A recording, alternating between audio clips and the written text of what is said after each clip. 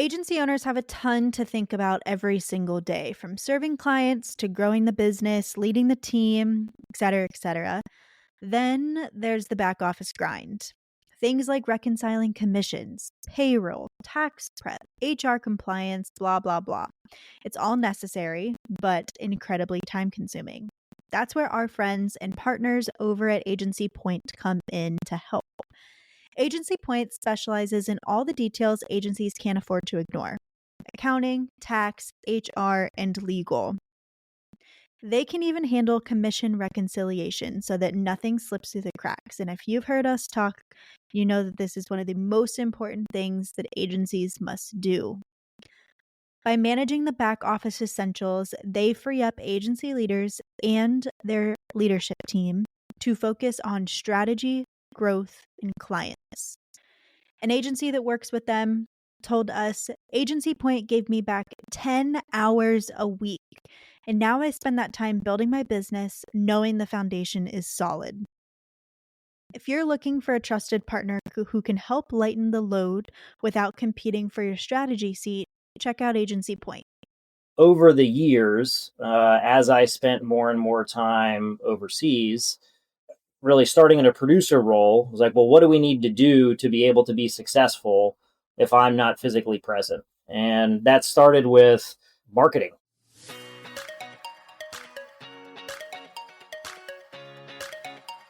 Welcome to the Insurance Refocused podcast, where we're highlighting real agent stories and how they are innovating to respond to the changes and challenges happening in the independent insurance industry. My name's Lindsay, and I can't wait to introduce you to my amazing co-host, who just so happens to be my mom, Carey Wallace. Mom, how you doing today? I'm having a great start to the week. I hope you are too. I am. We adopted a puppy over the weekend, and I was just forewarning our guests today that if there's some crazy background noise, I'm not abusing anyone. It's just my 7-week-old puppy, potentially at her witching hour. So we'll see if she's able to keep her crap together for this 30 minutes of the day. Yeah, she's the cutest though. Little Kona is quite the addition to the team, which is pretty exciting. And I love that she's given you what I would just say is like false advertising of what a puppy is for the first couple days. Yeah. You just, buckle up, sweetheart, because it could get a little crazy over there, Yeah. She's definitely getting more and more crazy as the days go on. So it's only downhill from here, really.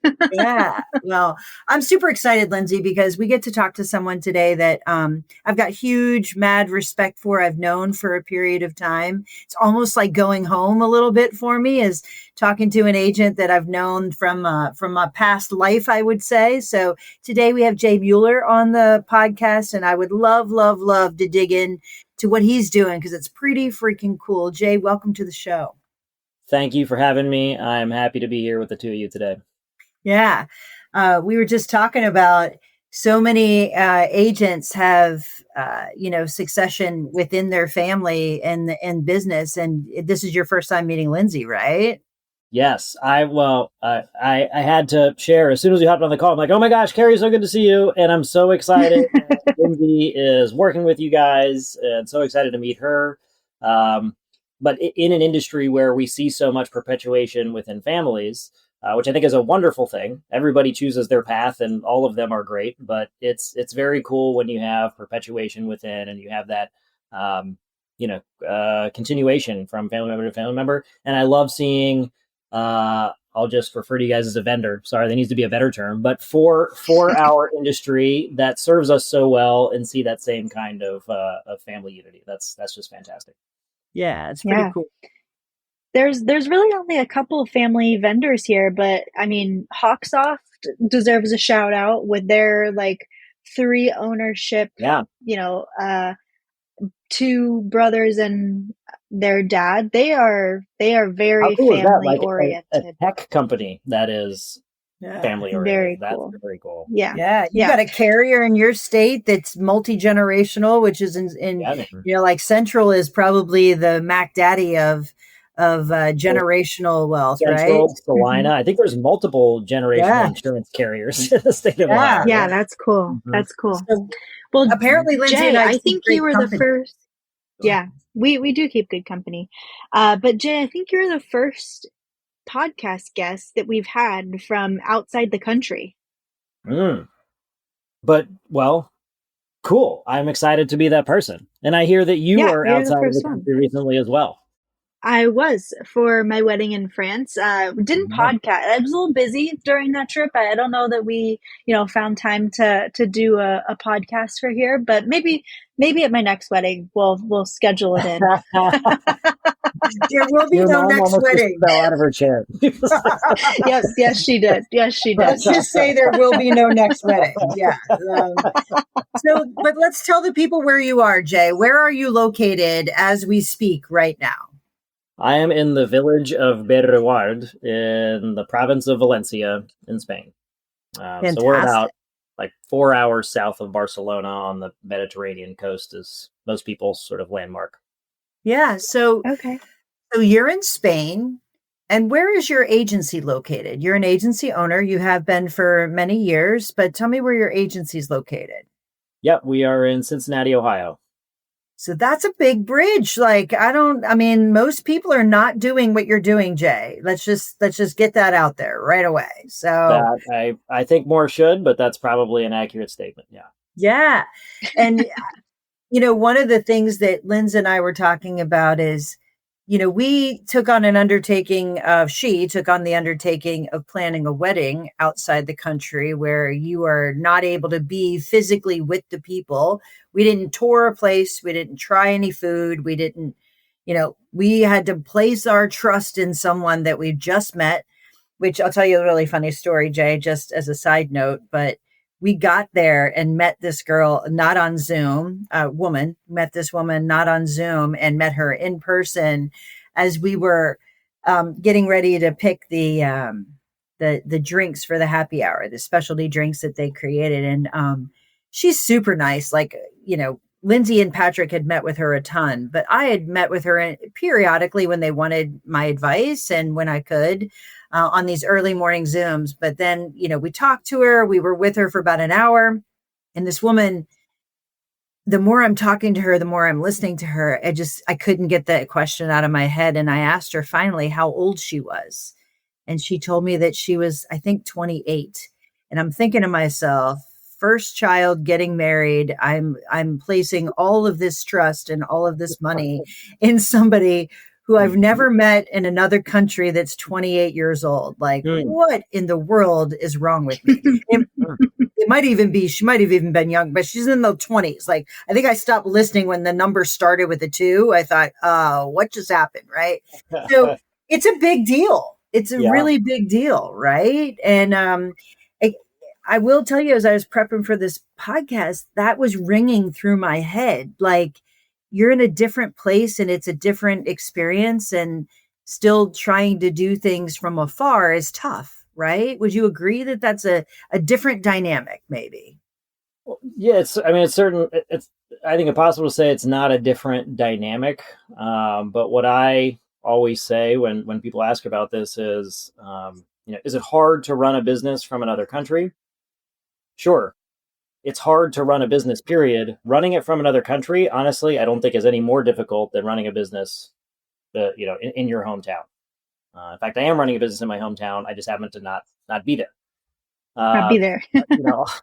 You have all the same challenges. Just because it's however many miles away doesn't mean that really any of those challenges change or go away. So it just becomes a matter of being intentional with your time. I think one of the themes you were kind of leading with there with meeting Lindsay's wedding planner was trusting first.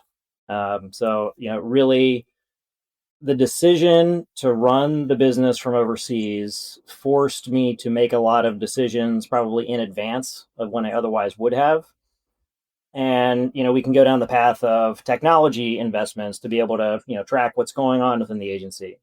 Marketing investments early on in my career when I was trying to drive business in, planning for not being able to, we're going back to like early 2000s, right? Although I haven't been, I've been overseas for 3.5 years full time now. I've been doing this sort of part time for 15 years or something.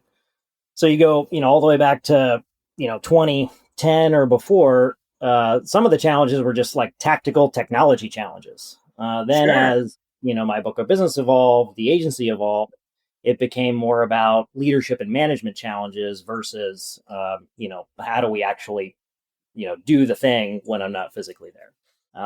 But I've So ultimately, you really had, so you really had like you planned for this for multiple years before you went, or was it like a COVID thing? Like, why did you move to why the Spain? heck When am I did you doing move to this? Spain?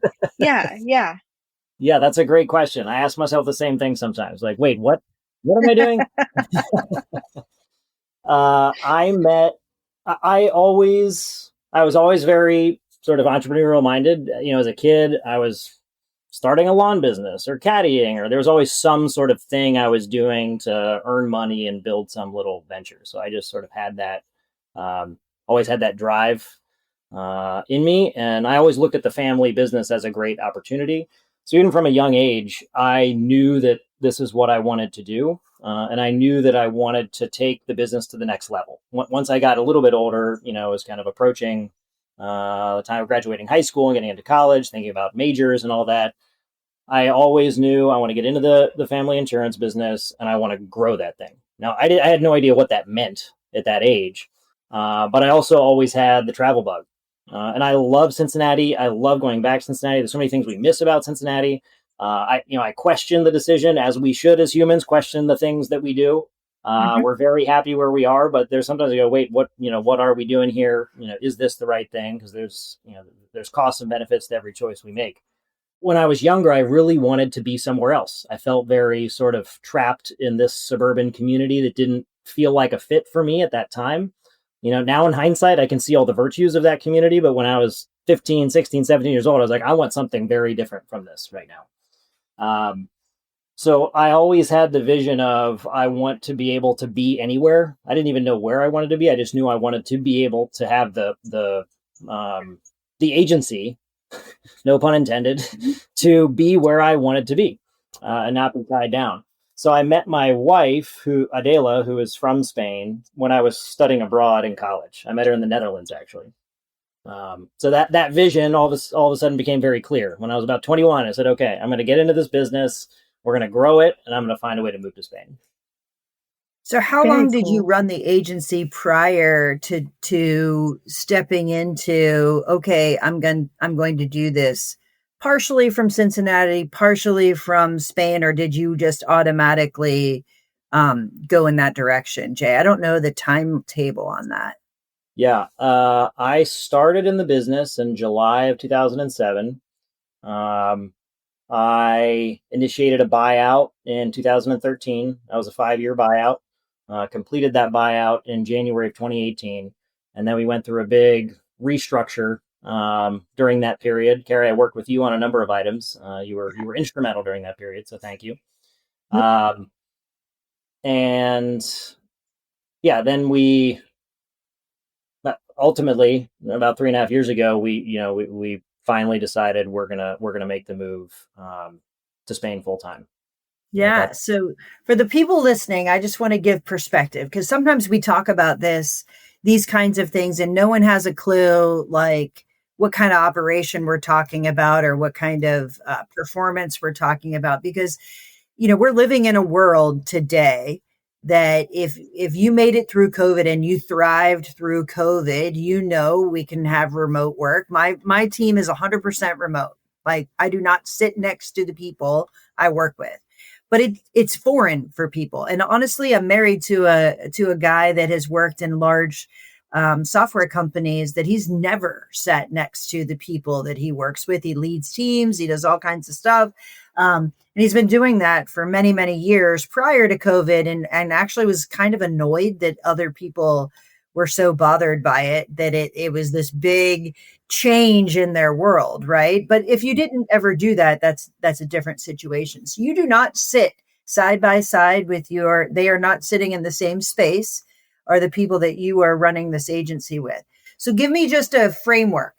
You have an agency what is your growth rate? What is whatever size you want to give me? You can give it to me in staff, whatever you're comfortable sharing. Let's just paint the picture of what your agency is and what that looks like today. Sure. So I'll give you like the whole. I don't even know if it's this. I think it's more like a spiral that goes up and to the right, something along those lines. 100%. Yeah. When we restructured the agency in January of 2019, we went from about 10 people to 3 people like overnight. And that was a terrifying moment. But that allowed us to implement the foundations for growth and ultimately generate what has been close to an average of 20% organic growth in terms of top line revenue every year since then. Of course, there's some years where, we've crushed that. Other years we've fallen a little bit short, but on average, 20% year over year organic top line revenue growth. And we just hired our 15th team member last week. Wow. So you say that's terrifying. I say that's pretty freaking brave, because that's a very hard thing to do. And most agency owners think, people, I got to add people, I got to add capacity, I got to add people in order to do this. You took a little bit of a different route when it comes to that. Tell me, as you reduced to 3, what else were you doing to the agency to get ready to live the life you wanted to live and build the agency you wanted to build? Tell me a little bit about that. Yeah, it was an interesting journey, and it's hard to point to, one specific point in time and say, well, we implemented these things for this purpose. It was more of over the years, as I spent more and more time overseas, really starting in a producer role, was like, well, what do we need to do to be able to be successful if I'm not physically present? And that started with marketing. Back in the day when like marketing was like a unique thing for insurance agencies, because if you weren't just like putting, I don't know, flyers in somebody's mailbox or something, at least in a lot of the sort of smaller agencies, there was no marketing. So we invested in digital marketing earlier than I think most agencies, and that was because I wanted to be able to drive business to me, because I couldn't be knocking on people's doors in Cincinnati. Yep. As that started to take off and I continued to spend time overseas, I needed a CRM to be able to manage the leads that were coming in. At some point, we had too many leads coming in. I couldn't manage them. So I needed to build a sales team. I was like, well, how do I manage that sales team? Well, we had to get more clear about what we were tracking within that CRM. I could go all the way back to, we had to figure out how to not be a paper agency. That was like step one. Yeah. But I think every sort of evolution, as I spent time abroad, in hindsight, was really a foundation for scale. It was the right technology, the right systems, the right processes. And ultimately, if I fast forward to when we restructured and really got serious about organic growth and started to recognize some of that growth, the organization itself needed structure, right? We needed a clear accountability chart. We needed a leadership team that had accountability. And I needed to be able to trust that team. And, I think that to this point, sort of the most recent evolution of that was when I physically removed myself from the agency full time. It creates sort of an energy vacuum. We're all bringing our own energy to the space, whether we're intentional about it or not. The way we show up affects everybody around us. And certainly when we're the leader of the organization, it has a significant effect on that organization. So when all of a sudden you're not physically present, and we do have, we have a physical brick and mortar office in Cincinnati. We have a hybrid work setup. So everybody comes in at least 2 days a week. That creates an energy vacuum. And I realized that I needed a leader with boots on the ground in Cincinnati that could carry that culture flag and be that leader in my place. Not to say that I am, absent from the work that I'm doing there, but I couldn't be that person anymore. Right. And that was creating some challenges. But oh my gosh, that led me to hire an amazing COO way before I probably would have made that investment. And that has paid all kinds of dividends. Mm-hmm. It is funny how your desire to create the life that you want, which, by the way, most agency owners say that's the reason they love this industry, is that they can have time. They could give their team time to be with their family. You can define, I am not suggesting at all that agency owners don't work hard, but you could find your own work-life balance that makes sense for you and what you're going to do. And honestly, same thing with me. Like, I'm building my own business and I have the ability to build what I want because you're in charge. But it is pretty cool, though, that because you had this dot on the horizon of the thing that you want to build, it made you make decisions faster than you may have if that wasn't the thing you were driving towards, right? Yeah, absolutely. Absolutely. I think it's on some level, we're all searching for freedom, like whether we realize it or not. It's like freedom of time, financial freedom to make the choices we want to make. And our circumstances sometimes, especially as a business owner, because there's demands from us all the time, we end up going the other direction. We end up sort of, a captive of our business versus zooming way out and saying, hey, I can craft this into what I want it to be for my life. And I think there are some tools that we can use to really clarify what we want. I've always been a big fan of the vivid vision process. It has some other names, but it's like painting a picture of your life X number of years in the future on a specific date. So you're literally right now, this is what my professional life looks like. This is what my personal life looks like, my family life, my business, and removing ourselves from, okay, how are we going to get there? But what do we actually want our life to be? Yeah. In 3 years and 5 years. And then all of a sudden we can start saying, okay, well, here's the big pieces I need to put together today or next month or this year or the next few years to make that life a reality. Otherwise, we're just sort of caught in the day to day. And I think, physically removing ourselves from our business has so many virtues when we start thinking that way, because it's easier to not get caught up in the day to day things that, quite honestly, as the business owner, should we even be dealing with those things, right? If I'm dealing with these things, maybe that's because I'm not running the business the right way.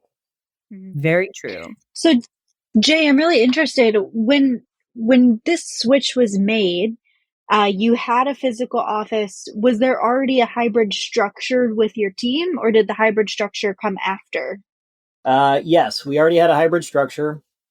We implemented that really shortly after we restructured. So maybe 2019, it was before COVID. Because I remember when COVID hit, okay, like, oh my gosh, I'm so grateful that we just rolled this out with, the handbook and the guardrails and all the things. And that was really totally just such a stroke of luck. So yeah, we've had that. Yeah. So with having the hybrid team, and then with you moving, has there been any team members that wanted to go fully remote, or do you have any remote employees that are located outside of Cincinnati? We have 2 VAs in India, but everybody else is based in Cincinnati. Nobody came to me and said, like, well, hey, you're in Spain, like, I want to move to Italy, or I don't want to come into the office anymore. I think the expectation was already there, and it was pretty clear.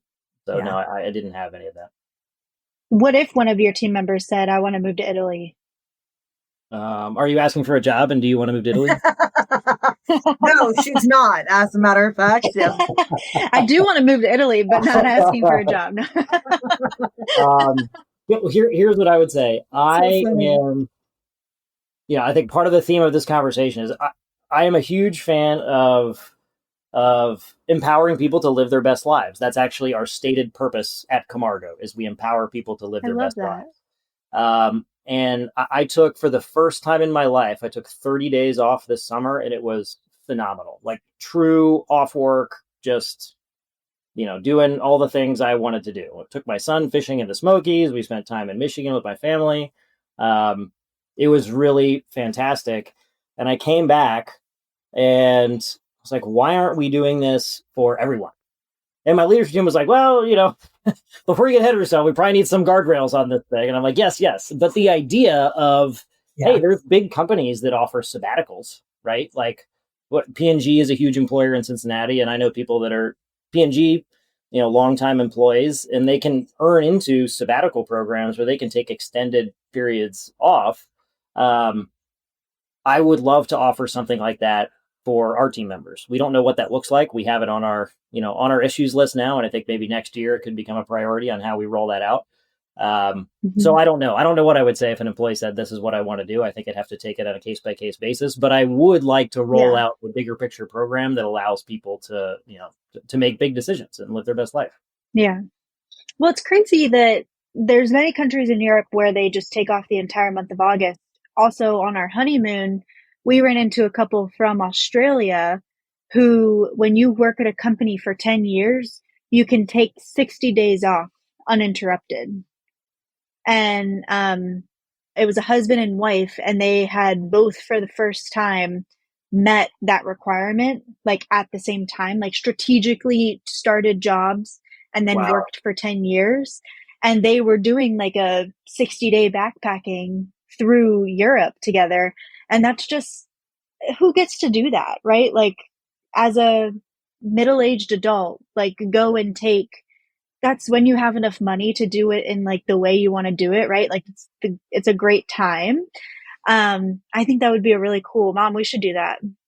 I don't know. I think this was a pitch for Carey, right? Yeah, I think every company, though, should try and figure out how to create that, because I will tell you, Jay and Lindsay, I don't think anyone desires to be chained to a company. And, here's the reality. In an agency, when there's an owner and there's a brand and there's multi-generational, it becomes a part of the identity of the people that own the business, just like my company is. And I'm working really hard to try and say, no, it's agency focused. It's a team of people. It's not one person. It's a team. Agency owners work really hard to say, I don't have to write your insurance. I have a team, which, by the way, they're more talented than I am because they're doing it every day.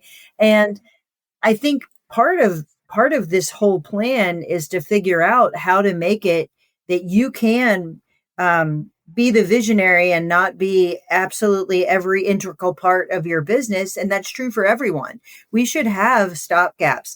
Small companies are really hard to do what we're talking about. So I love that your team was like, hold on a minute, let's put some guardrails around it, because we don't want to hurt ourselves in the process. But I love the idea of creating something you can't find elsewhere, something you care about, but also that the company cares about you and your ability to really live life. So, again, I don't have the answer. I would love to hear the answer when your company determines it, Jay, because I think that's something we should all be talking about, especially in this world where, burnout is a real thing. And, really paying attention to mental health is a very real thing. Well, part of that is the stress of your job and the stress of the things that we all place on each other. So I love the idea. I truly do.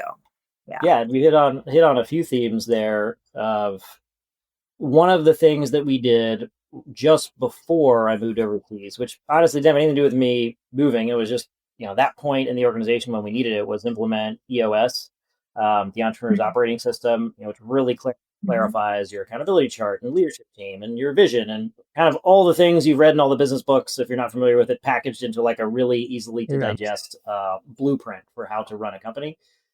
If you really do it, what it requires is letting go of a lot of things, right? It's easy to say like, hey, here's our structure and here's the people, but unless as the owner, you actually let go, you're restricting the power of that model and the power of your company and the power of the people. If I go back earlier in my career, you talked about owners trying to move the brand sort of beyond themselves. I don't think you use those words exactly, but moving beyond, okay, I'm the person selling policies.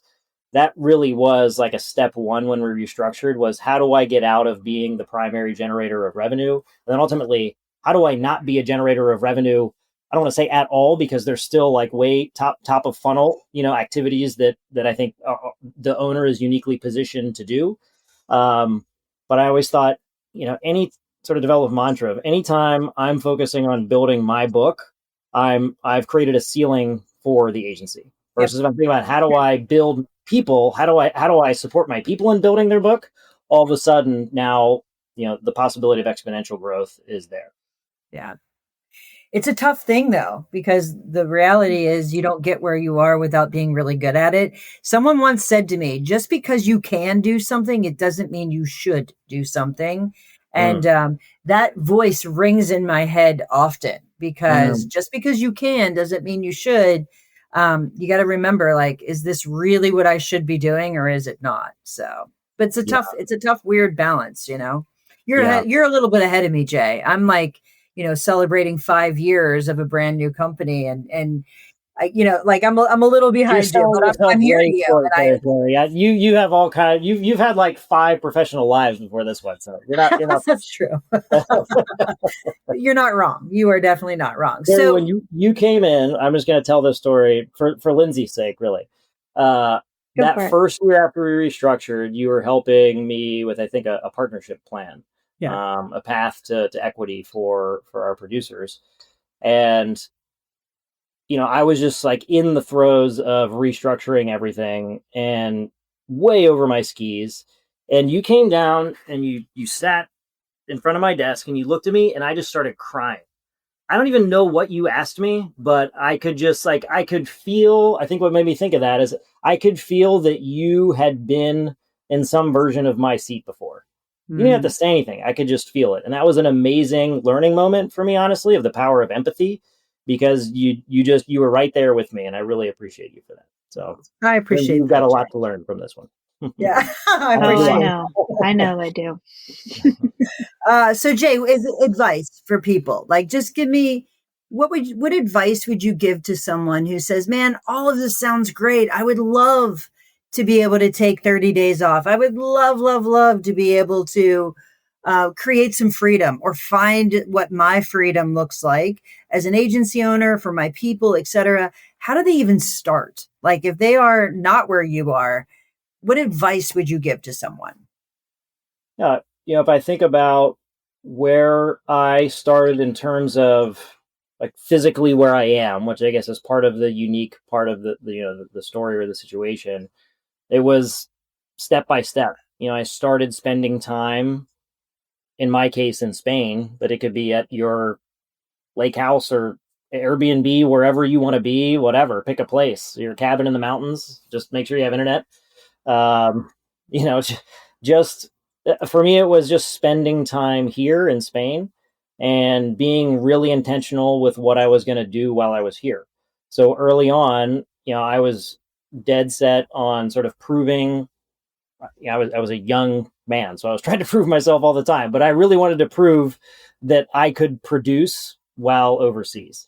So every time I went overseas, I was just selling my butt off, and then I realized, I can do this. So then it was like, okay, well, what else can I do? So my advice would be just pick the place you want to go and try working from there for a month. The worst case scenarios, you're like, I can't do this, and you fly back. Like that's not a big risk. Very true. I actually think it's imagine what you want and then take the steps towards it.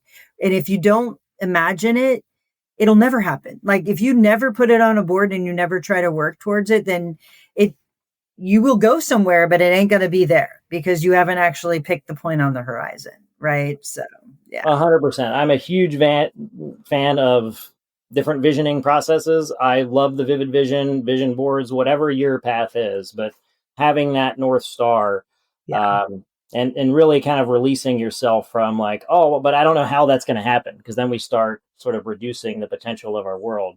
I agree. I think that part is critical, but then there's just the leap of faith. Like, okay, I'm just going to go now. Yeah. And that's where a lot of people are at.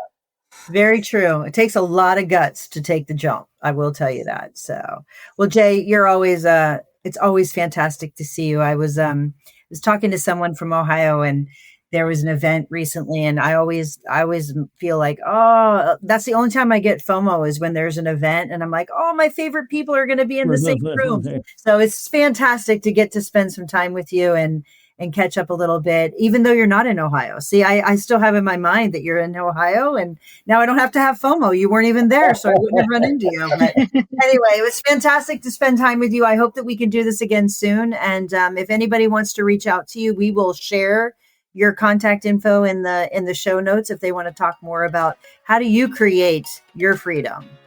Yeah. I love it. It's been a pleasure spending time with both of you. Thank you, Carey. Thank you, Lindsay. You're welcome. Thanks so much for tuning in to the Insurance Refocused podcast. If you enjoyed the episode, please be sure to hit subscribe and leave us a review so you'll never miss us. Want to learn more about how Agency Focus can help you grow your agency? Head to agency-focus.com or email Carey directly at carey@agency-focus.com. If you need to get in touch with me, feel free to shoot me an email at lindsay@agency-focus.com. Thanks so much for tuning in. We'll see you next week.